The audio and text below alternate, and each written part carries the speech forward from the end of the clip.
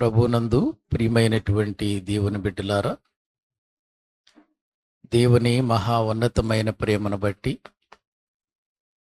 ఆయన ఉచితమైన కృపను బట్టి మరొకసారి మనమందరము కూడా దైవ సన్నిధానంలో ఈ రీతిగా చేరి ప్రభువును స్తుతించుటకు, ప్రభుని గణపరచటానికి మరొక అవకాశాన్ని దేవుడు మనకు అనుగ్రహించినందుకు మనము దేవునికి ఎంతగానో కృతజ్ఞతలు చెల్లించవలసిన వారమై ఉంటున్నాం.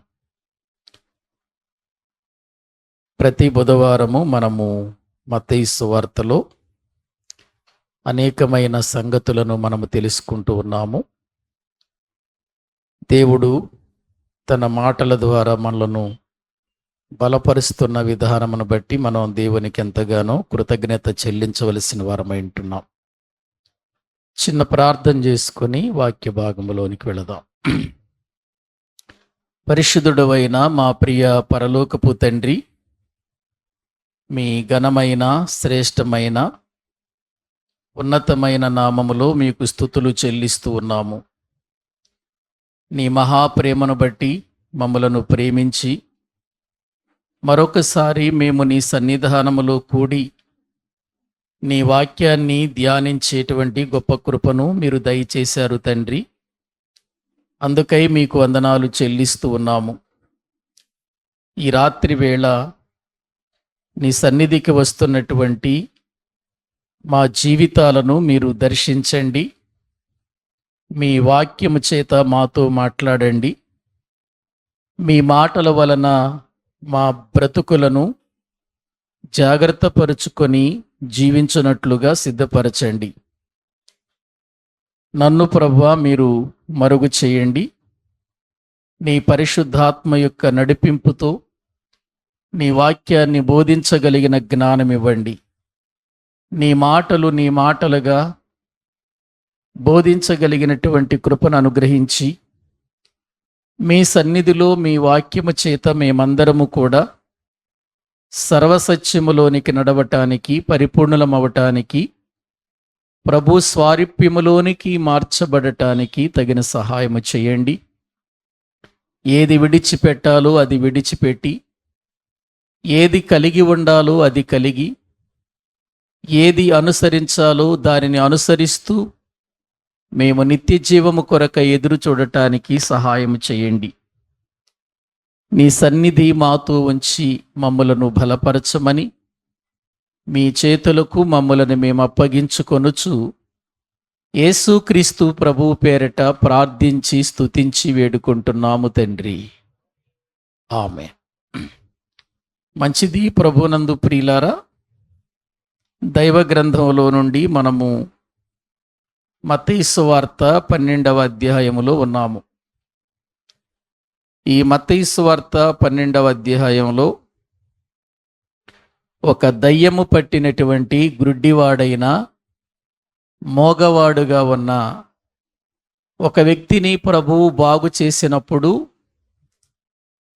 అక్కడ కొంత సంభాషణ జరిగింది. ఆ సంభాషణలో ప్రభువు వారికి తెలియచేస్తున్న గొప్ప విషయాలను గురించి మనం మాట్లాడుకుంటూ వస్తూ ఉన్నాము.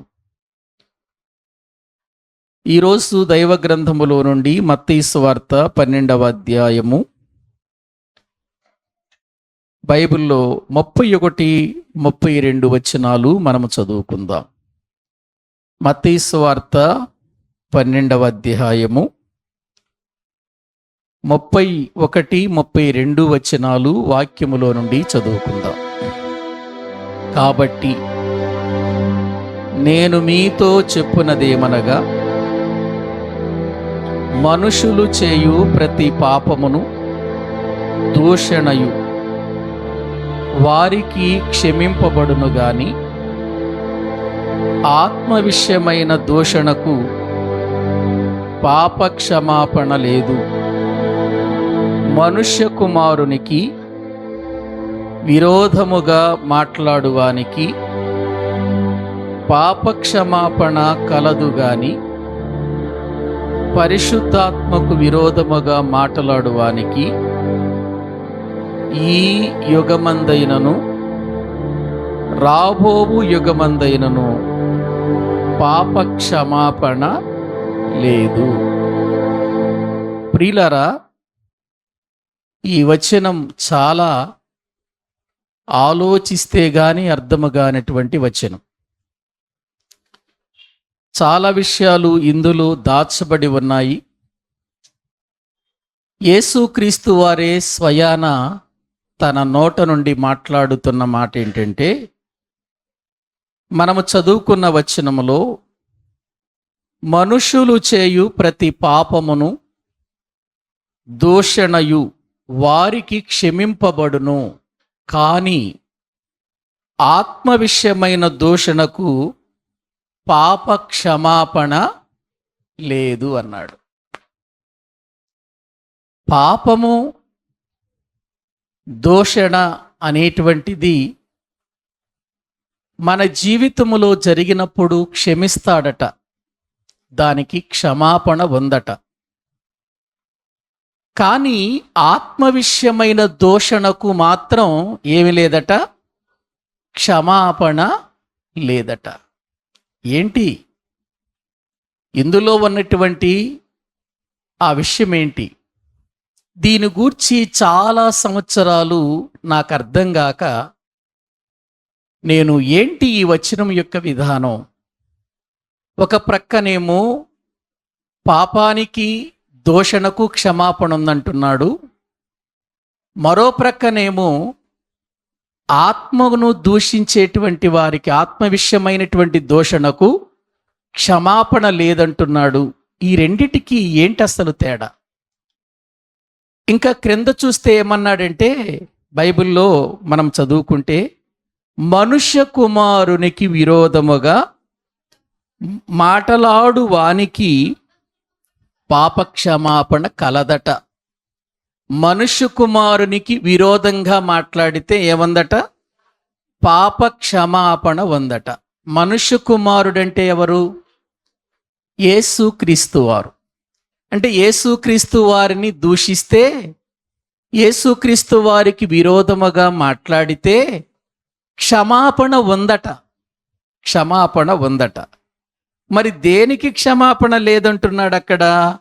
పరిశుద్ధాత్మకు విరోధముగా మాటలాడు వారికి ఈ యుగమందైనా రాబోయే యుగమందైనా పాప క్షమాపణ లేదు అని అంటున్నాడు. ఏంటి అసలు ఈ విషయాలు మనము ఆలోచించాలి. ఇందులో ఉన్నటువంటి సంగతులేంటి? ఒక చోటేమో పాప క్షమాపణ లేదంటున్నాడు, మరో చోటేమో పాప క్షమాపణ ఉందంటున్నాడు. యేసు ప్రభుకి విరోధంగా మాట్లాడితే పాప క్షమాపణ ఉందన్నాడు, పరిశుద్ధాత్మకు విరోధముగా మాట్లాడితే క్షమాపణ లేదంటున్నాడు. మీరు బాగా అర్థం చేసుకోండి, వాక్యము మన జీవితాలకు గొప్ప విషయాలు తెలియచేయాలి.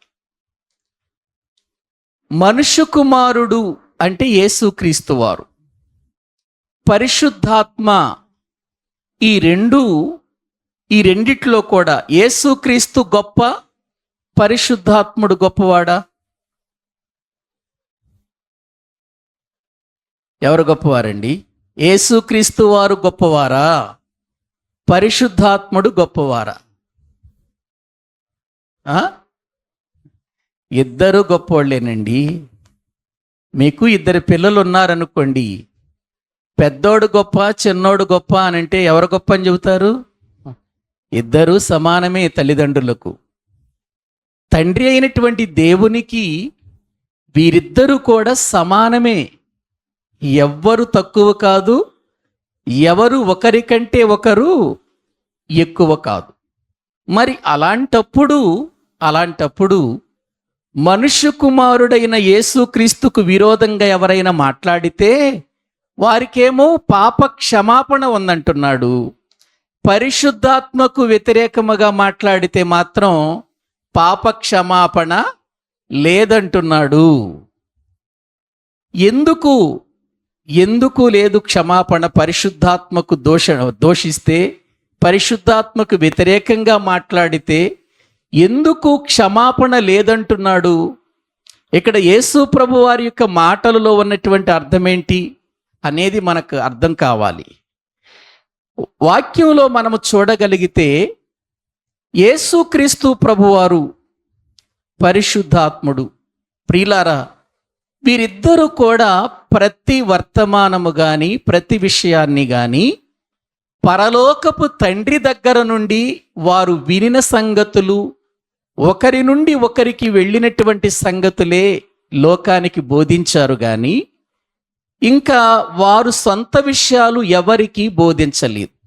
ఎందుకంటే యేసుక్రీస్తు వారు ఈ భూమి మీద ఆయన జీవించినటువంటి కాలములో ఆయన చాలా కొద్ది కాలమే కదా ఈ లోకములో జీవించింది. 33.5 సంవత్సరాలు జీవించాడు ఆయన.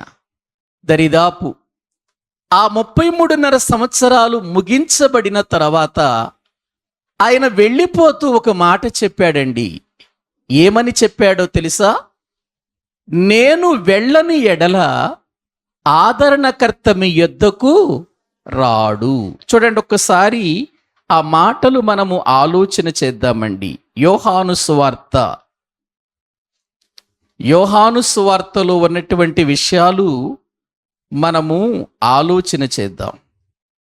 చూడండి, యోహాను సువార్త వాక్యాన్ని మనము చూస్తే 16వ అధ్యాయము, యోహాను సువార్త 16వ అధ్యాయము 6వ వచనము నుండి మనము చదువుకుందాం. 6వ వచనము నుండి చదువుకుందాం. నేను ఈ సంగతులు మీతో చెప్పినందున మీ హృదయము దుఃఖముతో నిండియున్నది. అయితే నేను మీతో సత్యము చెప్పుచున్నాను, నేను వెళ్ళిపోవుట వలన మీకు ప్రయోజనకరము. నేను వెళ్ళిపోవటం మీకు ప్రయోజనకరమే.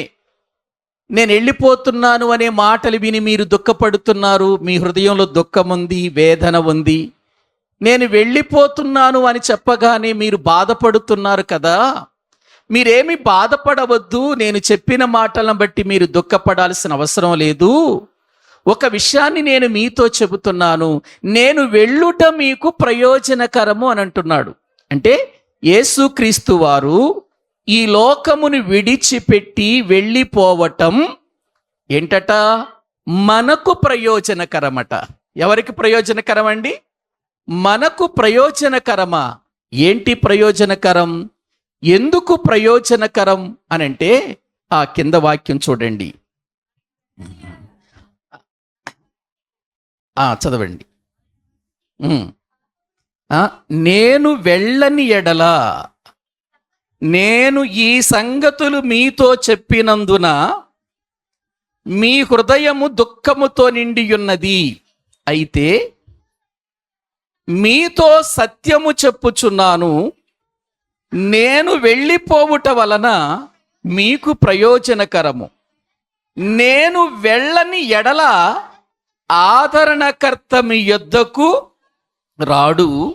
నేను వెళ్ళిన ఎడల ఆయనను మీ యొద్దకు పంపుదును. యేసుక్రీస్తు వారు ఏం చెబుతున్నాడంటే, నేను వెళ్ళిపోవాలి, తండ్రి యొద్దకు వెళ్ళిపోవాలి. తండ్రి చిత్తాన్ని నేను పూర్తిగా నెరవేర్చేశాను. పరిపూర్ణంగా ఆయన చెప్పిన మాటలన్నీ కూడా నెరవేర్చాను. సమస్తము కూడా నేను సమాప్తము చేసేసాను. నేను వెళ్ళిపోతాను.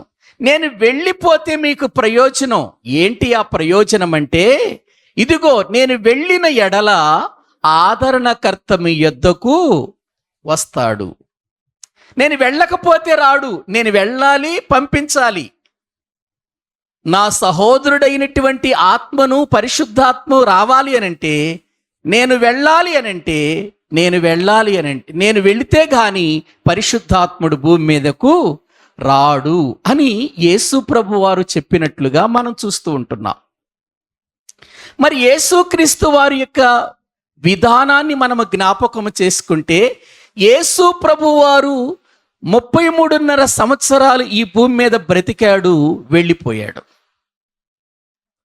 వెళ్ళిపోయిన తర్వాత పెంతుకోస్తు దినాన పరిశుద్ధాత్ముడు వచ్చాడు కదా, భూమి మీదకు వచ్చాడు. అపోస్తల కార్యముల గ్రంథంలో మనం ధ్యానం చేస్తున్నప్పుడు 2వ అధ్యాయములో వాటి విషయాన్ని చాలా జాగ్రత్తగా మనం తెలుసుకున్నాం. పరిశుద్ధాత్ముడు వచ్చాడు. వచ్చిన పరిశుద్ధాత్ముడు వెళ్ళిపోయాడా, ఉన్నాడా? ఉన్నాడు. ఏవండి, పరిశుద్ధాత్ముడు భూమి మీదే ఉన్నాడు. ఆయన ఎంతకాలం ఉండాలి? ఆయన ఎంతకాలం ఉండాలి? యేసుక్రీస్తు వారి 2వ రాకడ వరకు ఉండాలి ఆయన పరిశుద్ధాత్ముడు. ఎక్కడ? భూమి మీద మన మధ్యలో ఉండాలి. కానీ విచారకరమైన విషయం ఏంటో తెలుసా? కొంతమంది ప్రార్థన చేసేటప్పుడు పరిశుద్ధాత్మ దిగిరా దిగిరా దిగిరా అని అంటారు. పరిశుద్ధాత్ముడు దిగొచ్చి ఎన్నో సంవత్సరాలు అవుతుంది, ఇంకా పరిశుద్ధాత్ముడు ఏం చేస్తున్నారు చెప్పండి? దిగిరా దిగిరా అంటున్నారు. చెట్టు మీద ఏమైనా కూర్చున్నాడా పరిశుద్ధాత్ముడు? లేకపోతే మీ దగ్గర ఉన్నానని కొండ మీద ఏమైనా కూర్చున్నాడా? దిగిరా అంటానికి ఆయన ఎక్కడికి కూర్చున్నాడని దిగిరా అంటున్నారు. పరిశుద్ధాత్ముడు మన మధ్యలోనే ఉన్నాడు. అందుకే పరిశుద్ధాత్మను గురించిన విషయాలు మనకు పూర్తిగా అర్థం కావాలి. నీ పరిశుద్ధాత్మ చేత నడిపించు అని ప్రార్థన చేయి. నీ పరిశుద్ధాత్మ చేత అనేక సంగతులు నాకు తెలియచేయమని ప్రార్థన చేయి. నీ పరిశుద్ధాత్మ యొక్క విధానమేంటో నాకు చెప్పు ప్రభు అని ప్రార్థన చేయి. కానీ దిగిరా నాయన, పరిశుద్ధాత్ముడా దిగిరా దిగిరా అని మాట్లాడుతున్నామంటే ఎంత హేళన చేస్తున్నామో తెలుసా? పరిశుద్ధాత్మను మనము ఎంత హేళన చేస్తున్నామో తెలుసా? అంటే పరిశుద్ధాత్ముడు మన మధ్యలో లేనట్టు, పరిశుద్ధాత్ముడు మన మధ్యలో పని చెయ్యనట్లు, ఆయన భూమి మీద లేనట్టు, ఆయన ఎక్కడో ఉన్నట్టు, నువ్వు పిలిస్తేనే వస్తాడు, లేకపోతే ఆయన రాడు. అంటే నీ మాట వింటాడా పరిశుద్ధాత్ముడు? అంటే మన మాట వింటాడా పరిశుద్ధాత్ముడు? పరిశుద్ధాత్మ మాట మనం వినాలా? మరి నువ్వేంటి ఆయన్ని పిలుస్తున్నా? నువ్వు రమ్మంటే రావటానికి, నువ్వు పొమ్మంటే పోవటానికి ఆయన నీ పని మనిషా పరిశుద్ధాత్ముడు? పరిశుద్ధాత్మను గూర్చి మనకు చాలా అర్థం కావాలి. పరిశుద్ధాత్మ అనగానే నువ్వు పిలిస్తే వచ్చేవాడు, తర్వాత వెళ్ళిపోయేవాడు కాదు. పరిశుద్ధాత్మ అనేటువంటిది ప్రియులారా దేవుని కుమారుడు. దేవుని కుమారుడు ఆయన కూడా. యేసుక్రీస్తు ఎలా దేవుని కుమారుడో పరిశుద్ధాత్ముడు కూడా దేవుని కుమారుడే. ఆ పరిశుద్ధాత్ముడు మనలో ఉండి మనకేమి నేర్పిస్తాడో తెలుసా? వాక్యము నేర్పిస్తాడు, ప్రార్థన ఎలా చెయ్యాలో నేర్పిస్తాడు, సర్వసత్యములోనికి మనం ఎలా వెళ్ళాలో తెలియచేస్తాడు. పరిశుద్ధాత్ముడు దిగొచ్చి పెంతుకొస్తు దినాన దిగి వచ్చి ఇన్ని సంవత్సరాలు అవుతుంటే మళ్ళీ దిగిరా, నా మీదకి దిగిరా, నా మీదకి దిగిరమ్మంటున్నావంటే నీలో పరిశుద్ధాత్ముడు లేడా? లేకుండా ఎటైనా వెళ్ళిపోయాడా? పరిశుద్ధాత్ముడు రక్షణ పొందిన తర్వాత మనలో లేకపోతే మనంతట మనము భూమి మీద ప్రభువు కొరకు నిలవగలమా? అంత పటిష్టమైనటువంటి జీవితం వద్ద మనకు పరిశుద్ధాత్ముడు లేకుండా మనము మనంతటికి మనమే నిలవగలిగితే ఇంకా పరిశుద్ధాత్ముడు లేకపోయినా పర్వాలేదు. నువ్వు పిలిస్తే వచ్చి నీ ఎడల కార్యం చేసి మళ్ళీ నువ్వు కార్యమంతా అయిపోయిన తర్వాత ఆయన వెళ్ళిపోయేవాడు కాదు. బాప్తిస్వం పొందిన తర్వాత పరిశుద్ధాత్మ అనేటువంటి వరము మనలోనికి వచ్చినప్పుడు ఆ పరిశుద్ధాత్ముడు మనతో అగ్రిమెంట్ రాయించుకున్నాడు. జీవితాంతం నీతో ఉంటానని, మనతో ఉంటానని. మనలో నుంచి వెళ్ళడు ఆయన. ఏదన్నా మనం తప్పు చేస్తే ఏడుస్తాడు తప్ప, దుఃఖపడతాడు తప్ప మనలో నుంచి వెళ్ళడు. ఎందుకంటే అగ్రిమెంట్ అయిపోయాం బాప్తిస్వం తీసుకున్న రోజున. మనం ఎవరికి? పరిశుద్ధాత్మకు వెళ్ళం. ఆయన మనలో ఉండి మనం చేసిన దాన్ని బట్టి దుఃఖపడతాడు. చూడండి ఒక్కసారి ఎఫెసీయులకు రాసిన పత్రిక, బైబిల్ గ్రంథంలో పౌలు గారు వ్రాస్తూ ఏమంటున్నాడో ఒక్కసారి దేవుని వాక్యములో నుండి ప్రియులారా మనము చూద్దాం. ఎఫెసీయులకు రాసినటువంటి పత్రిక 4వ అధ్యాయము 29-30 వచనాలు చదవండి.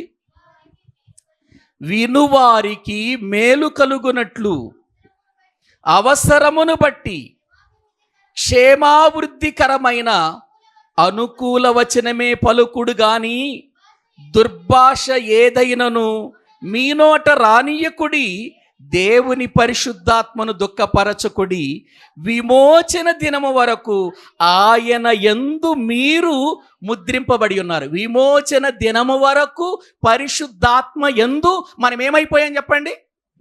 అంటే అగ్రిమెంట్ అయిపోయాం మనం. ఎప్పటి వరకు?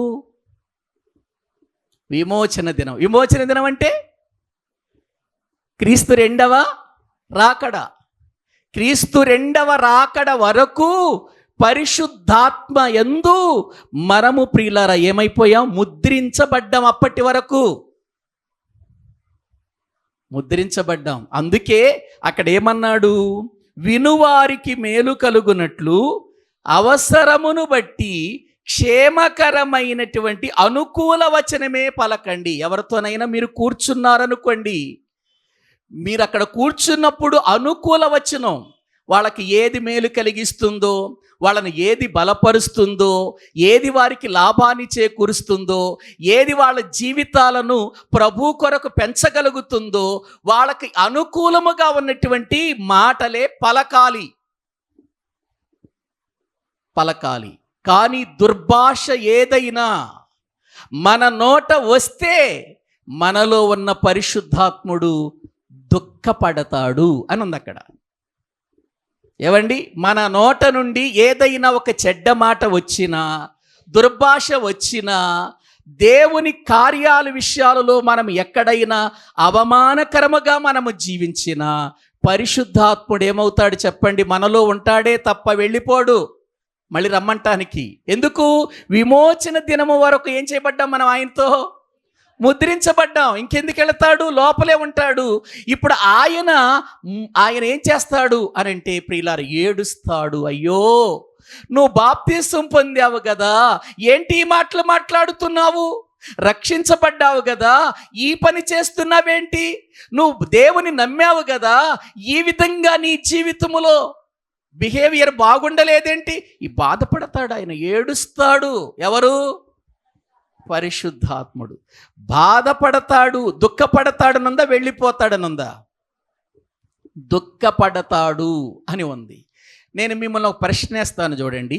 మనం ఏదైనా చిన్న పొరపాటు చేసినప్పుడు, మనం ఏదైనా దేవునికి విరోధమైన కార్యం చేసినప్పుడు, నువ్వు బాప్తిసం తీసుకున్నావు కదా, ఈ మాట మాట్లాడొచ్చా, ఈ పని చెయ్యొచ్చా అని మీ హృదయాలు మిమ్మల్ని గద్దించాయా లేవా? నన్ను గద్దించాయి చాలాసార్లు. మనకదే పరిశుద్ధాత్ముడు ఉన్నాడా మనలో లేడా అనటానికి రుజువేంటో తెలుసా? మనం తప్పు చేసినప్పుడు పరిశుద్ధాత్ముడు, నువ్వు తప్పు చేశావు, తప్పు మాట్లాడావు, బాప్తిసం తీసుకున్న నీవు మాట్లాడకూడని మాట మాట్లాడావు, చెయ్యకూడని పని చేశావు, మనల్ని గద్దిస్తాడా లేదా? గద్దిస్తాడు. గద్దించలేదంటే నీలో పరిశుద్ధాత్ముడు లేడని అర్థం. ప్రియులారా, ఆలోచించండి. పరిశుద్ధాత్ముడు రక్షించబడిన తర్వాత, మన లోపలికి వచ్చిన తర్వాత మనలో నుంచి వెళ్ళిపోడు, కానీ దుఃఖపడతాడు. మనము ఎన్నిసార్లు దుఃఖపెట్టాం ఒకసారి ఆలోచించండి. ఆయన్ని మన మాటల ద్వారా, మన క్రియల వలన, మన తలంపుల వలన, మన ఉద్దేశాల వలన ఎన్నిసార్లు దుఃఖపెట్టుంటాం చెప్పండి అని అంటే ప్రతిరోజు దుఃఖపెడుతూనే ఉన్నాం మనం. మన చూపు ద్వారా కానివ్వండి, మనము చూచే వాటి విషయంలో కానివ్వండి, మనం మాట్లాడే విషయాల్లో కానివ్వండి, ఆయన్ని దుఃఖపెడుతున్నాం. ఎప్పుడైనా ఆలోచించావా? నిజంగా ఈ మాటను బట్టి నాలో ఉన్న పరిశుద్ధాత్ముడు ఏడుస్తున్నాడు అని ఎప్పుడైనా ఆలోచించావా నీవు? నాలో ఉన్న పరిశుద్ధాత్ముడు దుఃఖపడుతున్నాడని ఎప్పుడైనా ఆలోచించావా నీవు? ప్రియులారా, పరిశుద్ధాత్ముడు అందుకే ప్రియులారా ఆయన వచ్చింది ఎందుకంటే నువ్వు తప్పు చేస్తే నీకు హెచ్చరిక చేయటానికి. అందుకే రండి మళ్ళీ యోహాను సువార్తలో 16వ అధ్యాయంలో ఆయన వచ్చి ఏం చేయాలనుకున్నాడు చూడండి. 16వ అధ్యాయం 8వ వచనంలో ఆయన ఏం చేస్తాడో యేసు ప్రభు చెబుతున్నాడు. ఆయన వచ్చి నువ్వు తప్పు చేస్తే నీ పాపాన్ని గురించి నీకు తెలియచేస్తాడు. నీతిని గురించి, ఇదిగో నువ్వు నీతికి ఇలా బ్రతకాలి, ఇలా జీవించాలి, ఇలా భక్తి చెయ్యాలి, నీతిని గురించి చెబుతాడు. తీర్పును గురించి చెబుతాడు. వాక్యము నిన్ను హెచ్చరిక చేస్తుంది, వాక్యము నీకు తీర్పు తీరుస్తుంది, జాగ్రత్త పడు. తీర్పును గురించి చెబుతాడు. లోకమును గూర్చియు ఒప్పుకొన చేయును. ఏం చేస్తాడు? ఒప్పుకొన చేస్తాడు పరిశుద్ధాత్ముడు. అలా మన జీవితాలు ప్రియులారా, మనము ప్రభువులో ఆయన మాటకు లోబడి, పరిశుద్ధాత్మకు మనము లోబడి ముందుకు వెళుతున్నప్పుడు పరిశుద్ధాత్ముడు మనల్ని సర్వసత్యములోనికి నడిపిస్తాడు. 13వ వచనం చదవండి. 13వ వచనం. అయితే ఆయన అనగా సత్యస్వరూపి అయిన ఆత్మ వచ్చినప్పుడు మిమ్మును సర్వసత్యములోనికి నడిపించును. ఎక్కడికి నడిపిస్తాడు? సర్వసత్యములోనికి అంటే క్రీస్తు స్వారూప్యములోనికి, వాక్యపు వెలుగులోనికి, మనలను వాక్యముతో ఎలా జీవించాలో, కట్టుకోవాలో పరిపూర్ణులుగా చేయటం చేస్తాడు. ఎవరు? పరిశుద్ధాత్ముడు. పరిశుద్ధాత్ముడు వచ్చినప్పుడు ఇవే జరుగుతాయి. కొంతమంది పరిశుద్ధాత్మ వచ్చిందని ఎగరటం, గంతులెయ్యటం, కేకలెయ్యటం, లేనిపోయిన మాటలన్నీ మాట్లాడటం, ఏవండి అర్థం కాని భాషలన్నీ మాట్లాడుతూ ఇది పరిశుద్ధాత్మ అనుకుంటున్నారు. కానీ బైబిల్ గ్రంథంలో పరిశుద్ధాత్మ వచ్చినప్పుడు, పరిశుద్ధాత్మ మనలో ఉన్నప్పుడు మనం ఏం చేస్తామో ఇక్కడ బైబిల్లో చెబుతున్నాడు. చూడండి, యేసు ప్రభు స్వయాన్ని చెబుతున్న మాటలు ఇవి.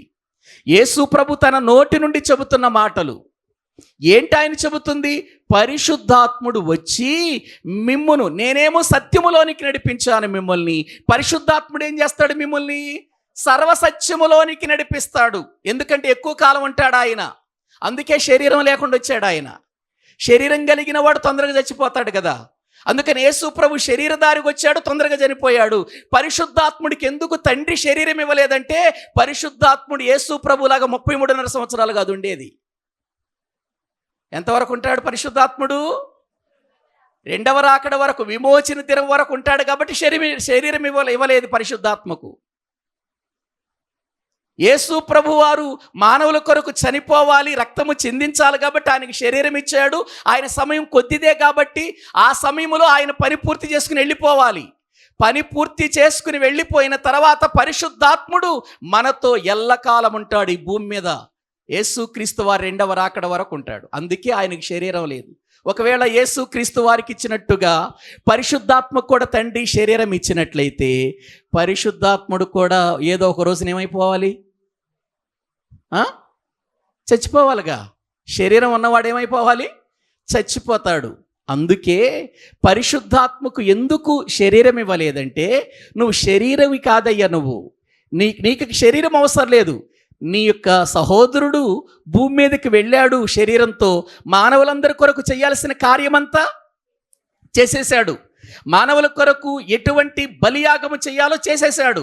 ఇక నీకు శరీరం అవసరం లేదు. నువ్వెళ్ళేం చేయాలంటే వాళ్ళని సర్వసత్యములోనికి నడిపించాలి, పరిపూర్ణులుగా చేయాలి, నిత్య జీవం కొరకు సిద్ధపరచాలని పరిశుద్ధాత్మని మనలోకి ఇచ్చాడు. ప్రియులారా, ఒక్కసారి ఆలోచించండి. ఈ పరిశుద్ధాత్మను మనము దుఃఖ పెట్టకూడదు అని దేవుని వాక్యంలో మనము చూస్తూ ఉన్నాం. అయితే మరి పరిశుద్ధాత్మ విషయంలో దూషణకు పాపక్షమాపణ లేదంటున్నాడుగా. ఎందుకు పాపక్షమాపణ? యేసుక్రీస్తును తిడితే, యేసుక్రీస్తుకు వ్యతిరేకంగా మాట్లాడితే క్షమాపణ ఉందన్నాడు, పాప క్షమాపణ ఉందన్నాడు. పరిశుద్ధాత్మకు విరోధముగా మాట్లాడితే ఏమి లేదన్నాడు? పాప క్షమాపణ ఎందుకు లేదన్నాడు? యేసు ప్రభు కంటే పరిశుద్ధాత్ముడు గొప్పవాడా? మరి యేసు ప్రభు వారిని ప్రియులారా వ్యతిరేకంగా మాట్లాడితే పాపక్షమాపణ ఇచ్చిన వాడు, పరిశుద్ధాత్మకు వ్యతిరేకంగా మాట్లాడితే ఎందుకు పాపక్షమాపణ లేదు అన్నాడంటే, ఇక పరిశుద్ధాత్మ తర్వాత పరలోకము నుండి వచ్చే వాళ్ళు ఎవరికా లేరు. లాస్ట్ అండ్ ఫైనల్గా వచ్చాడు ఆయన. మనిషి యొక్క రక్షణ కార్యంలో మానవులను రక్షించటానికి యేసుక్రీస్తు వారు రాకమునుపు కానీ, ఇదిగో మనందరికీ రక్షణ ఇవ్వటానికి, రక్షణలోనికి నడిపించటానికి ఎంతోమంది కృషి ఉంది ఈ భూమి మీద. రక్షణ కార్యంలో దేవదూతలు, మొట్టమొదటిగా దేవదూతలు పాలు పంపులు పొందారు. అంటే పరలోకము నుండి దేవదూతలు దిగివచ్చాయి. ఒక ఆదాము మొదలుకొని ప్రతి ఒక్కరితో కూడా మాట్లాడారే దేవదూతలు. యెహోవానైన నేను సెలవిచ్చున్నదేమనగా, ఇదిగో నేను మాట్లాడుతున్నాను అని అంటూ యేసు ప్రభు వారి పక్షంగా వచ్చారే దేవదూతలు. వారు ప్రియులారా మన రక్షణకు మొట్టమొదటిగా ప్రియులారా వాళ్ళు మరి ఈ భూమి మీద చాలా గొప్ప కార్యాలను చేయటానికి వాళ్ళు ఇష్టపడ్డారు. మీరు గమనించండి, పరలోకమందున్న దేవుడు భూమి మీదకు రాలేదు కూడా ఎప్పుడు కూడా. మీరు జ్ఞాపకం చేసుకోండి, ఆది కాండములో ఆదాము దగ్గరకు వచ్చి ప్రియులార దేవుడు చల్లపూటన వచ్చాడు అని చెప్పారే, దేవుడు ప్రియులార పరలోకము నుండి దిగి రాలేదు. దేవుని పక్షంగా ఎవరు వచ్చారు? దేవదూతలు వచ్చారు. ఎందుకంటే దేవుడు భూమి మీద నివాసము చేసేవాడు కాదు, ఆయన రాడు భూమి మీదకి. ఆయన ఒక అబ్రహాముతో మాట్లాడినా, ఒక ఇసాకుతో మాట్లాడినా, యాకోబుతో మాట్లాడినా నేను మాట్లాడుతున్నానని ప్రభు సెలవిచ్చాడే, అది ఎవరనుకున్నారు? దేవదూతలు దేవుని కార్యాన్ని చేయటానికి ఆయన పని విషయంలో ప్రియులారా ఆయన పేరుతో వచ్చినట్లుగా లేఖనాల్లో మనము చూస్తూ ఉంటున్నాం.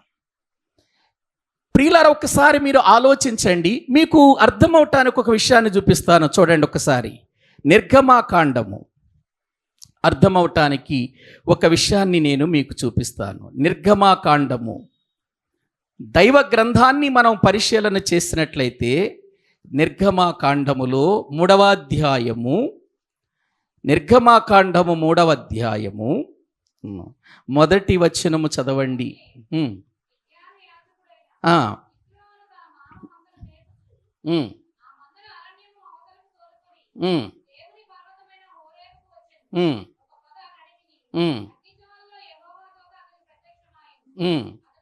ఇక్కడ మీరు జ్ఞాపకం చేసుకోండి, మందను మేపుతున్నప్పుడు దేవుని పర్వతమైనటువంటి, అంటే మోషే మందను మేపుతున్నాడు ఎక్కడ? హోరేబు పర్వతం మీద. ఆ పర్వతానికి దేవుని పర్వతం అని పేరుంది. ఆ పర్వతమైన హోరేబుకు వచ్చి ఒక పొద నడిమికి అగ్ని జ్వాలలలో కాలిపోతున్నప్పుడు ఎవరొచ్చారండి అక్కడికి? యెహోవా వచ్చాడా? యెహోవా దూత వచ్చాడా? యెహోవా దూత వచ్చాడు. మరి 4వ వచనంలో ఏంటండి ఇలా మాట్లాడుతున్నాడు చూడండి. అసలు వచ్చింది ఎవరు అక్కడికి? దూత కదా వచ్చింది. మరి ఇక్కడేమంటున్నాడు? యెహోవా చూచాడు అంటున్నారేంటి? ఏమండి చదవండి ఇంకా.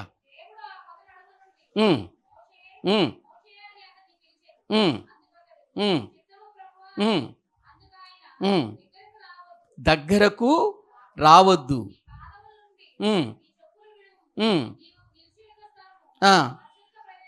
ఇక అక్కడి నుంచి ఎవరు మాట్లాడుతున్నట్టుగా ఉంది? దేవుడు మాట్లాడుతున్నట్టుగా ఉంది. వచ్చింది ఎవరు? యెహోవా దూత. ఇప్పుడు అపోస్తుల కార్యముల గ్రంథంలోకి రండి. అపోస్తుల కార్యముల గ్రంథం 7వ అధ్యాయము. అపోస్తుల కార్యముల గ్రంథము 7వ అధ్యాయము. దేవుని వాక్యంలో ప్రియులారా మనము చూడగలిగితే వ్రాయబడిన మాటలు 37వ వచనము నుండి మనము చదువుకుందాం. 35వ వచనం నుండి చదవండి. 35 నుంచి. అధికారిని గాను తీర్పరిని గాను నిన్ను నియమించిన వాడెవడని వారు నిరాకరించిన ఈ మోషేను అతనికి పొదలో కనబడిన దేవదూత ద్వారా దేవుడు అధికారిని గాను మోచుకుని గాను. ఇప్పుడు చెప్పండి, నిర్గమాకాండంలో అధికారిగా నియమించింది ఎవరు? దేవదూత. ఇక్కడేమంటున్నాడు ప్రియులారా? దేవుడు నిర్గమాకాండంలో దేవుడు నియమించినట్లుగా మనం చూస్తాం. ఇక్కడేమంటున్నాడు? దేవదూత నియమించాడు. చూడండి, అలా మీరు బైబిల్ గ్రంథంలో ఉన్నటువంటి విషయాలన్నిటిని కూడా జ్ఞాపకం చేస్తే దేవుడు పరలోకము నుండి డైరెక్ట్గా భూమి మీదకి ఎప్పుడు రాడు, రావలసిన అవసరత లేదు. ఎందుకంటే ఆయన పక్షంగా రావటానికి ఆయన దగ్గర ఎవరున్నారు చెప్పండి? దేవదూతలు ఉన్నారు. వారిని పంపించి తన పేరును అక్కడ ఉపయోగించేవాడు. మరొక విషయం చెబుతాను చూడండి. దేవుడు ప్రతి వారితో కూడా తన వాక్యము ద్వారా మాట్లాడాడే, ఆ వాక్యమంతా తీసుకొచ్చి ప్రవక్తలతో కానీ ప్రజలతో కానీ మాట్లాడింది దేవుడు అని వాక్యంలో మనము చూస్తాం. కానీ దేవుడు అనే దగ్గర మనము స్వయానా దేవుడు దిగి వచ్చాడు అనకూడదు. ఎందుకో తెలుసా? హెబ్రీయులకు రాసిన పత్రిక 2వ అధ్యాయము, హెబ్రీయులకు రాసిన పత్రిక 2వ అధ్యాయము వాక్యములో నుండి 2వ వచనం చదవండి. 2వ వచనం, ఎందుకనగా దేవదూతల ద్వారా పలకబడిన వాక్యం ఎవరి ద్వారా పలకబడింది? దేవదూతల ద్వారా పలకబడింది వాక్యం. ఎవరి ద్వారా, ఎవరి పక్షాన వచ్చి పలికినాయి దేవదూతలు?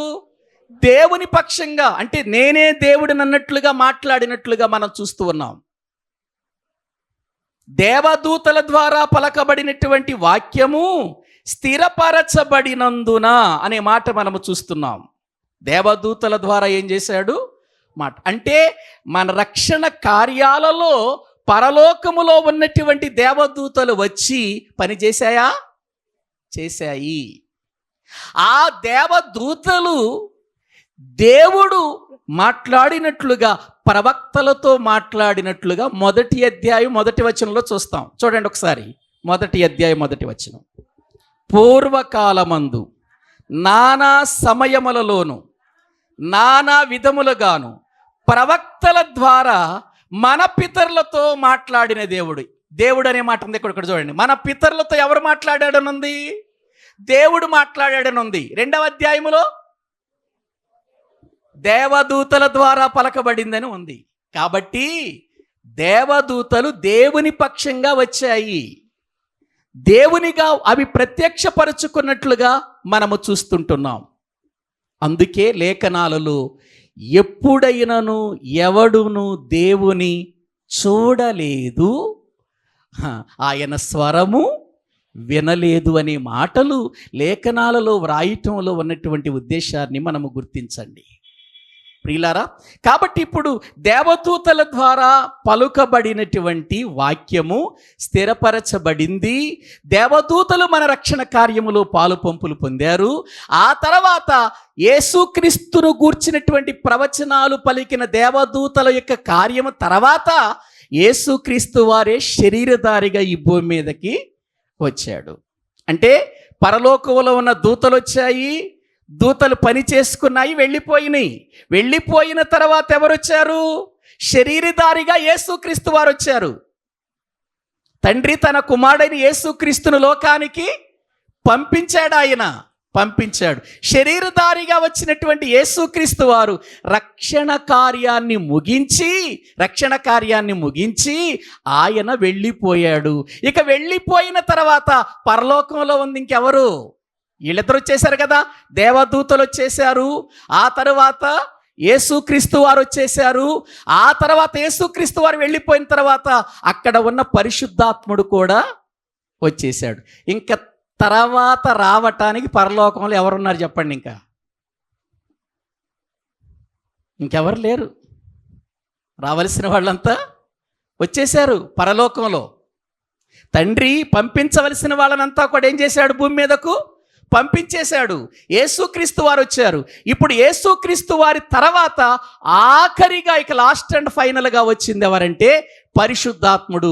ఇక పరిశుద్ధాత్ముడు తర్వాత ఎవ్వరు ఇక వచ్చే అవకాశం లేదు. ఎవరు లేరు కూడా ఇక రావటానికి పరలోకంలో. మానవుల రక్షణార్థమై ఆలోచించండి. అందుకని ఇక పరిశుద్ధాత్మను ఎవడైనా ఇక కాదంటే, పరిశుద్ధాత్మ చెప్పినటువంటి మాటలకు లోబడకపోతే, పరిశుద్ధాత్మను ఎవడైనా దూషిస్తే ఇంకా మళ్ళీ పాప క్షమాపణ పొందే అవకాశం ఇంకా లేదు. ఇంకొకరు వచ్చే అవకాశం లేదుగా. పరలోకము నుండి ఇంకొకరు రావటానికి అవకాశం ఉంది ఇక లేదు. వచ్చేసాడిక. పరిశుద్ధాత్ముడు చెప్పాడు. పరిశుద్ధాత్ముడు చెప్పినటువంటి మాట ప్రకారం, పరిశుద్ధాత్ముడు మనకు బోధించిన ప్రకారం, పరిశుద్ధాత్ముడు నడవమన్న విధానములో నడవకపోతే ఇక తర్వాత క్షమాపణ ఇవ్వటానికి ఇంకెవరు రారిక. అయిపోయింది. ఇక లాస్ట్ అండ్ ఫైనల్గా పరిశుద్ధాత్ముడు వచ్చేసాడు. అందుకని అంటున్నాడు, అయ్యా ఇక లాస్ట్ టైం, ఇక పరిశుద్ధాత్మ ద్వారా నీతో మాట్లాడుతున్నాను. పరిశుద్ధాత్ముడిని హెచ్చరిక చేస్తున్నాడు. పరిశుద్ధాత్ముడిని దర్శిస్తున్నాడు. పరిశుద్ధాత్ముడు నీ హృదయాన్ని కదిలిస్తున్నాడు. పరిశుద్ధాత్మ నీ తప్పును సరిచేయాలని ఆశపడుతున్నాడు. నిన్ను హెచ్చరిక చేస్తున్నాడు. నీలో ఉండి నిన్ను గద్దిస్తున్నాడు. ఆయన మాట వింటే నువ్వు బాగుపడతావు. ఇక నేను పరిశుద్ధాత్మ మాట కూడా వినను అని అన్నావు అనుకో, ఇక నీకేమి లేదిక పాప క్షమాపణ లేదు. ఎందుకు? ఏవండి, యేసు ప్రభువారు చేయాల్సిన రక్షణ కార్యం చేసేశాడు. వెళ్ళిపోయి ఆయన పరిశుద్ధాత్ముడు భూమి మీదకు పంపించాడు. ఒకసారి మీరు అర్థమవటానికి యెషయా గ్రంథంలోనికి రండి. లేఖనాన్ని మనం చూస్తే ప్రియులారా, వ్రాయబడినటువంటి ఒక మాటను మనము చూద్దామండి. వాక్యంలో ప్రియులారా మనము చూడగలిగితే అక్కడ ఒక అద్భుతమైనటువంటి మాట ఉంటుంది. అది మనము చూద్దాం. యెషయా గ్రంథము దేవుని వాక్యములో నుండి అక్కడ వ్రాయబడినటువంటి ఒక అద్భుతమైన మాట నేను మీకు చూపిస్తాను. యెషయా గ్రంథంలో 48వ అధ్యాయము 16వ వచనం చదవండి. ఆది నుండి నేను రహస్యముగా మాటలాడిన వాడను కాను, అది పుట్టిన కాలము మొదలుకొని నేను అక్కడ ఉన్నవాడను. ఇప్పుడు ప్రభువగు యెహోవాయు ఆయన ఆత్మయు నన్ను పంపెను. ఇది యేసుక్రీస్తును గురించినటువంటి ప్రవచనం. ఇది యేసుక్రీస్తును గురించిన ప్రవచనం. యేసుక్రీస్తు వారు ఏమంటున్నాడు ఇక్కడ? ఎవరెవరు పంపారు నన్ను అంటున్నాడు? ప్రభువగు యెహోవాయు ఆయన ఆత్మయు నన్ను పంపెను. అంటే యేసుక్రీస్తును పంపించింది ఎవరు భూమి మీదకు? తండ్రి అయిన దేవుడు, పరిశుద్ధాత్మ పంపించారు కదా. అంటే ఇప్పుడు యేసుక్రీస్తు వారు భూమి మీదకి వచ్చిన తర్వాత పరలోకంలో ఎవరెవరున్నారు? తండ్రి అయిన దేవుడు, పరిశుద్ధాత్మ ఉన్నారు. యేసుక్రీస్తు ఎక్కడికి వచ్చేసాడు? భూమి మీదకి వచ్చేసాడు.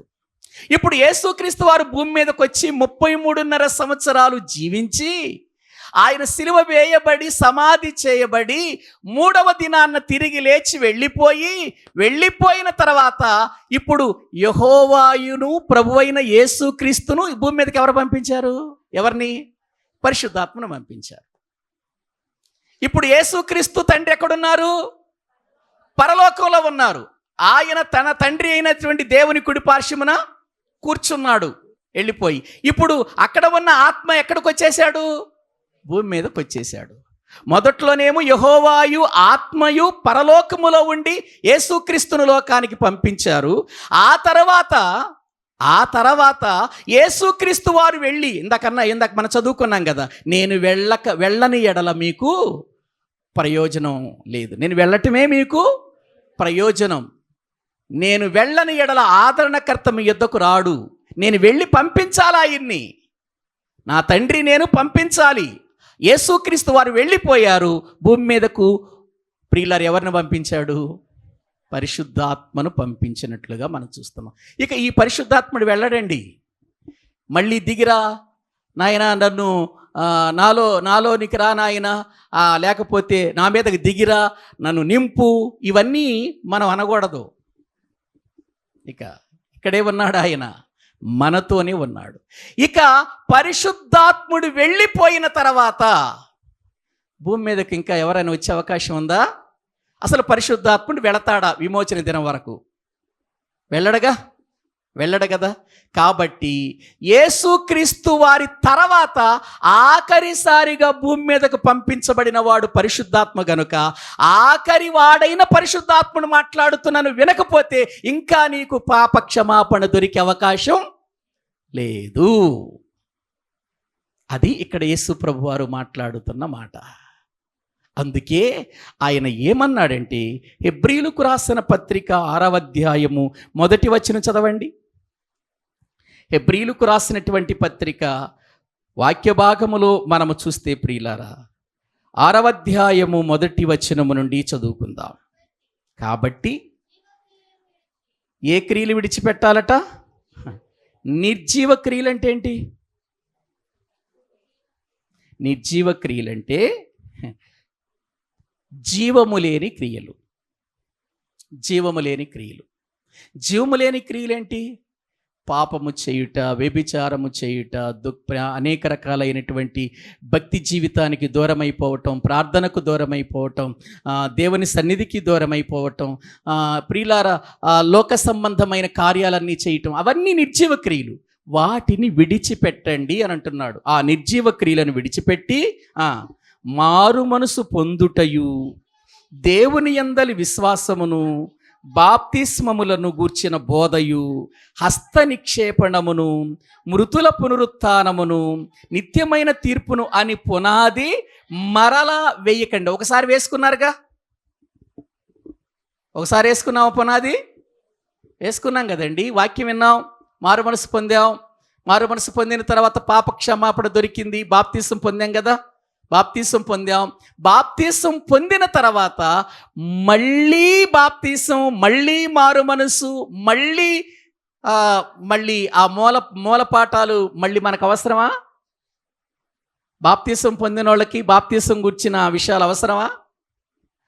మారు మనసు పొందేశాం, మళ్ళీ మారు మనసు గురించి మనకు చెప్పాలిక? ఇంక అవసరంలో. మరలా పునాది వేసేసాం. పునాది వేసిన తర్వాత మళ్ళీ పునాది వేస్తారా? ఆలోచించండి. ఒక ఇల్లు కట్టుకుంటున్నామండి. ఇల్లు కట్టుకునేటప్పుడు ఏం చేస్తాం మనం? పునాది వేస్తాం. పునాది మీద ఇల్లు కట్టబడుతుంది, స్లాబ్ వేస్తాం. స్లాబ్ వేసినాక మళ్ళీ పునాది వేస్తామా? వెయ్యం కదా. పునాది అయిపోయింది.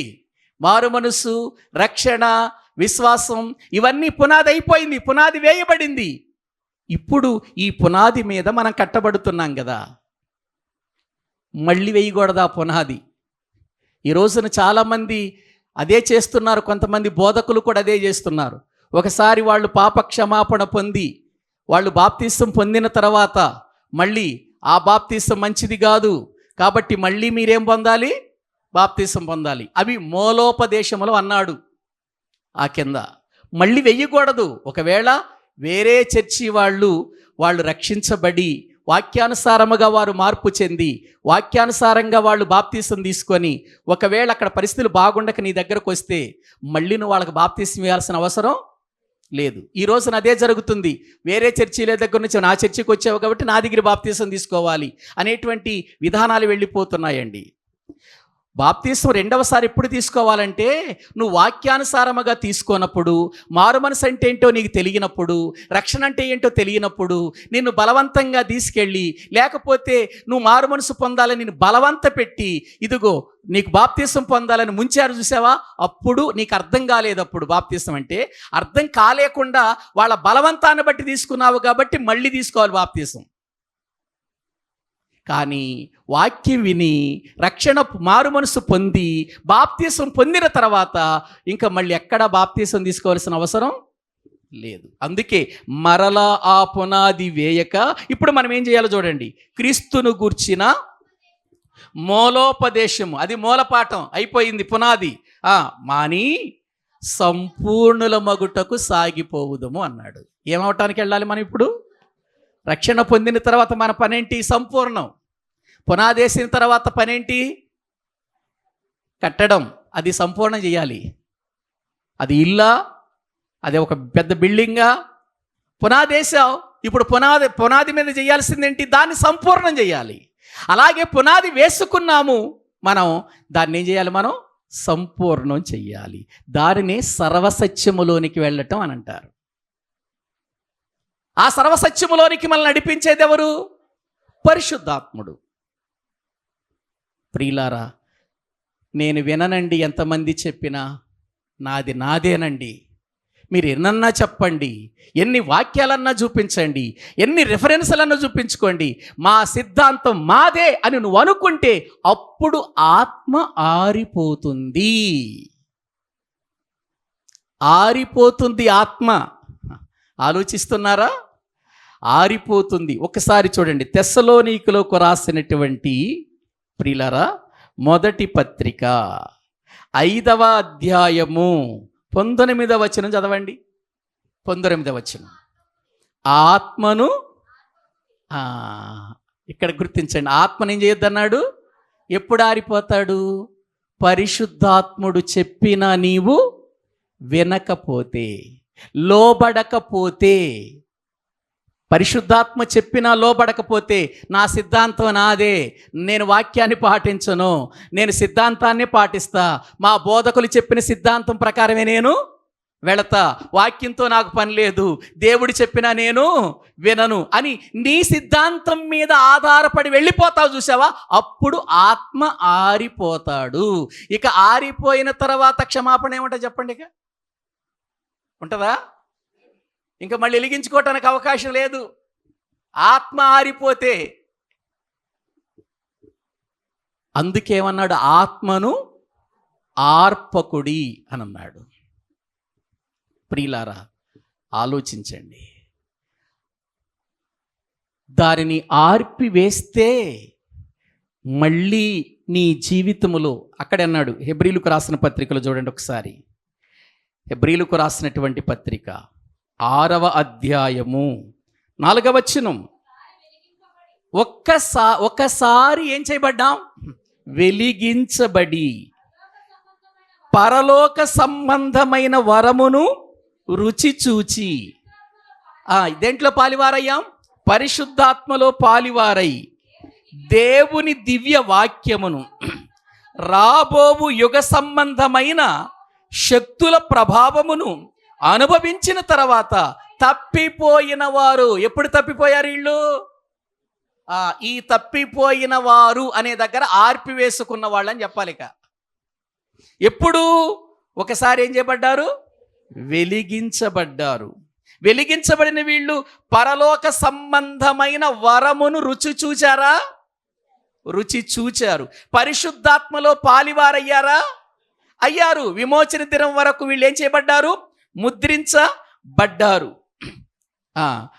అక్కడ రాబోవు యుగ సంబంధమైన శక్తుల ప్రభావమును అనుభవించారు. ఇన్ని జరిగిన తర్వాత వాళ్ళు ఏమైపోయారు? తప్పిపోయిన వారు. చదవండి. తమ విషయములో దేవుని కుమారుని మరలా సిలువ వేయుచు బాహాటముగా ఆయనను అవమానపరుచుచున్నారు గనుక మారు మనసు పొందునట్లు అట్టి వారిని మరలా నూతన పరుచుట అసాధ్యం అన్నాడంటే సాధ్యమయ్యే పనేనా?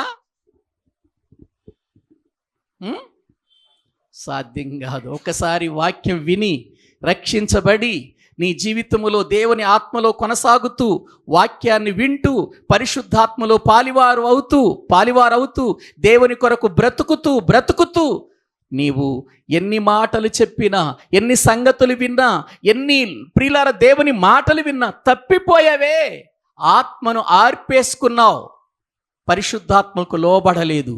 నిన్ను హెచ్చరిక చేసింది, నిన్ను గద్దించింది, సరిచేసుకోమని చెప్పింది, కానీ నీవు ఆరిపోయావు. ఇక మారు మనసు పొందుట అసాధ్యం. అంటే కారణం ఏంటి? అసాధ్యం అని ఎందుకన్నాడు? క్షమాపణ లేదు. ఎందుకు? వీళ్ళు ఆఖరిసారిగా వచ్చిన పరిశుద్ధాత్మను కూడా ఏం చేశారు? దూషించటం అంటే అది. పరిశుద్ధాత్మను ఏం చేశారు? వ్యతిరేకంగా వాళ్ళు జీవించారు. అందుచేత వారికి ఇక ఏమి లేదు చెప్పండి?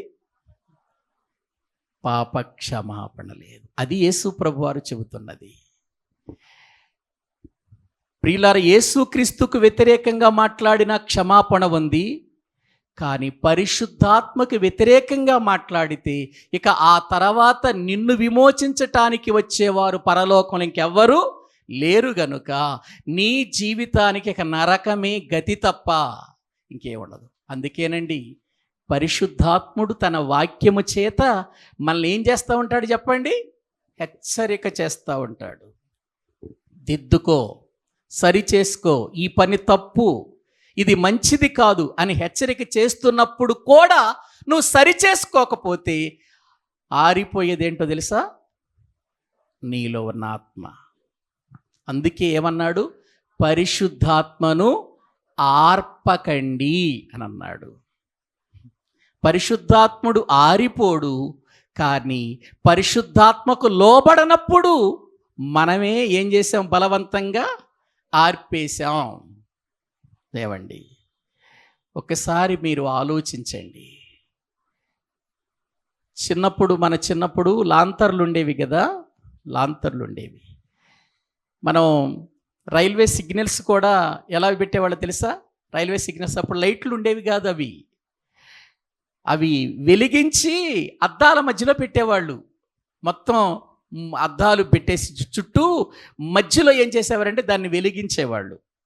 ఆ వెలుగును చూసే ఆ లాంతర్ను పట్టుకుని వెనకాల ఉన్న గార్డ్ ఏం చేసేవాడు? అప్పుడు టార్చ్ లైట్లు ఇవేమి ఉండేవి కాదు. ఆ లైటే పట్టుకుని ఏం చేసేవాడు? ఊపేవాడంతే. ఆ లైట్ లోపల వెలుగుతూ ఉండేది అది. ప్రియులారా, ఆ విధంగా దేవుడు మనల్ని వెలిగించాడు, మన చుట్టూ సంచకరువు పెట్టాడు, ఆరిపోకుండా జాగ్రత్తగా ఉండమని చెప్పాడు. ఆరిపోకుండా జాగ్రత్తగా ఉండవలసిన బాధ్యత ఎవరిది? మనది. నువ్వు ఆరిపోకుండా ఉండటానికి కావలసిన సూచనలను ఇచ్చాడు 66 పుస్తకాలలో ఇచ్చాడు. సంపూర్ణత కలిగిన తన గ్రంథం ఇచ్చాడు. వింటున్నావు. అయినా నువ్వు దేవుని యొక్క పరిశుద్ధాత్మకు లోబడలేదు గనుక నువ్వు ఆరిపోయావు. మళ్ళీ వెలిగించటం అది అసాధ్యం. అదే క్షమాపణ లేనటువంటి జీవితం. నువ్వు ప్రార్థనకు రావచ్చు, పాటలు పాడొచ్చు, వాక్యం వినొచ్చు, భక్తులుగా అనేకులకు కనబడొచ్చు, తెల్ల వస్త్రాలు వేసుకొని బైబిల్ పట్టుకొని వెళ్ళొచ్చు, కానీ లోపల ఆత్మ ఆరిపోయింది. ఇక దానికి క్షమాపణ లేదు. ప్రియ సహోదరి, సహోదరుడా, మన జీవితాలు ఒకవేళ ఆరిపోయే స్థితిలో ఉన్నాయేమో, ఆరిపోకుండా జాగ్రత్త పడాలి. లేకపోతే తర్వాత ఇక నువ్వు ఎంత ఏడ్చినా, ఎన్ని ఉపవాస కూడికలు పెట్టుకున్నా మన జీవితంలో ఏం దొరకదు? క్షమాపణ దొరకదు. ఎందుకంటే ఆఖరివాడైనటువంటి పరిశుద్ధాత్మ తర్వాత ఇంకా మనల్ని బాగు చేయటానికి వచ్చేవాడు పరలోకంలో ఇంకెవరు లేరు. రావలసిన వాళ్ళంతా వచ్చారు, దేవదూతలు వచ్చారు, దేవుని పక్షాన నిలబడ్డారు, దేవుని సంగతులు చెప్పారు. ప్రవక్తలతో చెప్పినప్పుడు ప్రవక్తల ద్వారా దేవుడు మాట్లాడాడు. ప్రవక్తలు అయిపోయిన తర్వాత ప్రవక్తలు చెప్పినట్లుగా యేసుక్రీస్తు శరీరమును దాల్చుకొని వచ్చాడు. కుమారుని ద్వారా దేవుడు మాట్లాడేశాడు. కుమారుడు వెళ్ళిపోయిన తర్వాత పరిశుద్ధాత్ముడు వచ్చాడు. ఇప్పుడు పరిశుద్ధాత్ముడు తన సంగతులను మనకు తెలియచేస్తున్నాడు. ఇప్పుడు ఈ పరిశుద్ధాత్మకు మనము లోబడకపోతే తర్వాత మనకు క్షమాపణ ఇవ్వటానికి, రావటానికి, బోధించటానికి ఇంకెవ్వరు పరలోకంలో లేరు. ఇది మనము ఎరిగి జాగ్రత్త పడదామండి. ఏదో దేవుడు మనం తప్పు చేసినా క్షమిస్తాడులేని చెప్పేసి తప్పు చేయటం, వచ్చి క్షమాపణ అడగటం, పొరపాటు చేయటం, మళ్ళీ క్షమాపణ అడగటం, పొరపాటు అయిపోయింది ప్రభువా నన్ను క్షమించయ్యని అడగటం, అవి జరగనీకండి. నువ్వు తప్పు చేస్తున్నావంటే నీ దీపము ఎక్కడికి సిద్ధంగా ఉంది? ఆరిపోవటానికి సిద్ధంగా ఉంది. దాన్ని ఆరిపోకుండా నిలబెట్టుకోవాలి అని అంటే తిరిగి దేవుని పరిశుద్ధాత్ముడు నీతో మాట్లాడుతున్నప్పుడు ఏం చేయాలి? దాన్ని జాగ్రత్త పరుచుకోవాలి. అయ్యగారు నా కోసమే వాక్యం చెప్పాడు, నా కోసమే చెప్పాడు కాబట్టి నేను ప్రార్థనకు రానంటే నీ ఆత్మ ఏమైపోతుంది? అయిపోయినట్టు. సరి చేసుకోవటానికేగా వాక్యం, హెచ్చరిక చేయబడి బాగు చేసుకోవటానికేగా వాక్యం. ఏవండి, జీవితాన్ని మళ్ళీ కట్టుకోవటానికే కదా పునాది వేసాం ఒకసారి. ప్రియులారా, జాగ్రత్తగా కట్టుకోకపోతే ఆరిపోతాం. ఆరిపోయిన తర్వాత మళ్ళీ వెలగటానికి అవకాశమే లేదయ్యా. నా దీపం వెలిగించయ్యంటే ఇంక వెలిగించటక. ఆరిపోయిన తర్వాత చచ్చిపోయిన వాళ్ళ దగ్గర వెలిగే దీపాన్ని పెడతారు. కారణం ఏంటి? ఆ దీపం ఏమైపోయింది? ఆరిపోయింది. ఆ ఆరిపోయినోడు మళ్ళీ బ్రతుకుతాడా? బ్రతకడు, సమాధికే.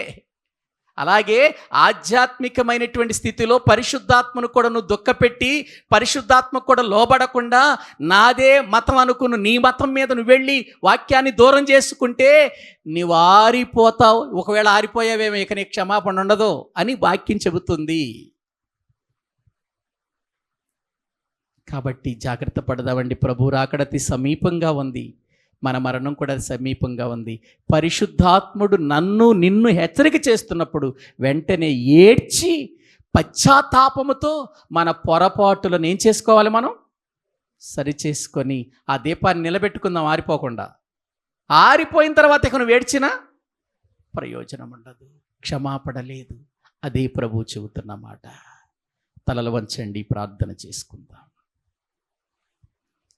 తలలు వంచండి, ప్రార్థన చేసుకుందాం.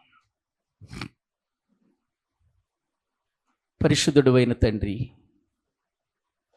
ప్రేమ కలిగిన మా ప్రభువా, మీకు వందనాలు. మా రక్షణార్థమై పరలోకము నుండి పంపవలసిన వారినంతా పంపించారు తండ్రి. ఇంకా పరలోకము నుండి వచ్చి తర్వాత మళ్ళీ మా జీవితాలను బాగు చేయటానికి మరొకసారి బలియాగం ఇవ్వటానికి కానీ క్షమాపణ ఇవ్వటానికి కానీ ఇంకా ఎవరూ లేరని మీ వాక్యము ద్వారా మేము తెలుసుకున్నాము తండ్రి. కాబట్టి మాలో ఉన్న పరిశుద్ధాత్మను దుఃఖపెట్టక ఆర్పివేసుకునే ప్రమాదానికి మేము వెళ్ళక నీ సన్నిధిలో ప్రభువా జాగ్రత్తగా మమ్మల్ని మేము కాపాడుకుంటూ వాక్యమనే బంధము చేత మా జీవితాలను మీ సన్నిధానములో వెలిగించబడినటువంటి మేము అన్ని విధాల ప్రభువా నాయన నీ యొక్క సన్నిధిలో జీవించి తప్పిపోయే వారిగా మేము ఉండకుండా మీ సన్నిధిలో మమ్మల్ని స్థిరపరచండి నాయన, బలపరచండి నాయన. మూలోపదేశాన్ని మాని పరిపూర్ణులం అవటానికి మేము సాగిపోయే వారిగా చేయండి. మమ్మలను బలపరచండి తండ్రి. నీ మాటలు మమ్మల్ని హెచ్చరిక చేస్తున్నప్పుడు, పరిశుద్ధాత్ముడు మమ్మలను సంధిస్తున్నప్పుడు, పరిశుద్ధాత్ముడు మాతో మాట్లాడుతున్నప్పుడు, అది నా కొరకైనప్పుడు నేను జాగ్రత్త పడటానికి ఎవరు ప్రభువనైనా ఈ లోకములో నీ మాటలకు దూరము కాక వారి జీవితాలు నీ ఎదుట ప్రభువనాయన పెట్టి అయ్యా ఆరిపోకుండా దుఃఖపరచకుండా నీ సన్నిధిలో పరిపూర్ణల మగుటకు సాగిపోవటానికి తగిన సహాయం చేయండి. ఇంకా మమ్మల్ని విమోచించటానికి ఇంకా ఎవ్వరూ పరలోకంలో లేరు కదా నాయన, రావటానికి పంపించటానికి పంపించవలసిన వారినంతా పరలోకములో ఉన్న వారినంతా పంపించేశారు. మా కొరకు రక్షణ కార్యము జరిగింది నాయనా. పరిశుద్ధాత్మని మా మధ్యలో ఉంచారు. క్రీస్తు రాకడ వరకు కూడా మేము సంధి చేసుకున్నాం తండ్రి. మేము ప్రభువా మా బ్రతుకులను నరకం పాలు చేసుకోకుండా, నిత్య నాశనానికి వెళ్లకుండా నీ మాటలకు లోబడి, నీ చిత్తానికి లోబడి మీలో సాగిపోయే వారికి మమ్మల్ని చేయమని మీ చేతులకు అప్పగించుకుంటూ యేసు క్రీస్తు ప్రభువు పేరిట ప్రార్థించి వేడుకుంటున్నాము తండ్రి. ఆమేన్. మన తండ్రి అయిన దేవుని ప్రేమ, ఆయన కుమారుడైన యేసు క్రీస్తు వారి యొక్క కృప, పరిశుద్ధాత్మ నిత్య సహాయము సన్నిధి కూడిన మనకును సకల పరిశుద్ధులకును సదాకాలము తోడయుండి నడిపించునుగాక. ఆమేన్. అందరికీ వందనాలు.